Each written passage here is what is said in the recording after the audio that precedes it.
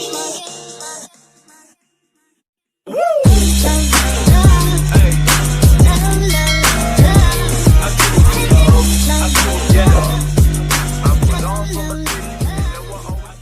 guys, welcome to this video. We're going to continue talking about culture. We analyzed some cultural aspects, but in the some session, so we're going to continue talking about this one, about cultural aspects. And in some session, we analyze some cultural aspects related to music, traditions, typical food, and some monuments. Actually, not monuments like that, but pyramids or something like that we can find in Mexico. So we're going to continue talking about that, but with a little bit changes, like phrases to compare or phrases to contrast. We analyze some aspects in the some sessions, like the food, like the music. In Mexico, we usually listen to mariachi, and this is a kind of music that we identify, that we can identify Mexico through mariachi. We eat spicy, so we have some specific characteristics to identify Mexico. In the other hand, we have USA, and you analyze some cultural aspects in the previous activity in the text that you could find in Google Forms. So we analyze the flag, the sports, the typical food that in USA they usually eat, and also the Statue of Liberty that represents USA. So as I mentioned before, today we're going to be talking about phrases to compare and contrast, because if you want to compare two countries or two things, you use these phrases. In this case, we're going to compare Mexico and USA. And we have these phrases. We have compared to, on the other hand, and nevertheless. We use these phrases to compare two things, or in this case, two countries. Okay?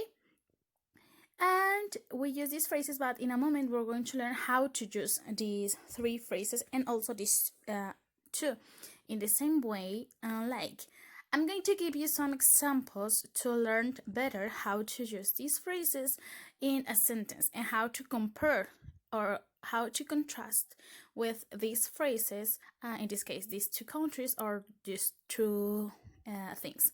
Here we have the first one. Compared to Mexico, USA has monuments like the Statue of Liberty. So we are using Mexico and we are using USA. So you are using the two countries in order to compare these countries. Then we have, in USA, the most common food is hamburgers, pizza.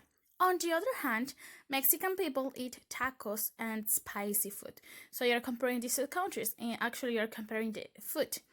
The most common food in USA, but the food that Mexican people eat, that's spicy food. So you're comparing these two and you're using on the other hand. Then we have another phrase that helps us to compare these two countries. That is, Mexican people eat spicy. This sentence is related to the previous one. Nevertheless, in USA, don't eat spicy. As you can see, we have, in this case, two ideas. We have Mexican people eat spicy, but nevertheless, in USA, don't eat spicy. When you're going to use nevertheless, be careful. If you're using nevertheless, it's because one thing is done, or one thing they do the things, and in the other don't. So here we have Mexican people eat spicy. Nevertheless, in USA, don't eat spicy. In one country, it's spicy, but in the other one, not. So if you are using this phrase, be careful, because you are using one that is okay and the other one is no, or something like that. Then we have the music that identifies USA as country. In the same way, Mexico has mariachi. So you have these related ideas, but with a little bit changes related to music. And then we have Mexico has interesting places to visit, like pyramids, beaches.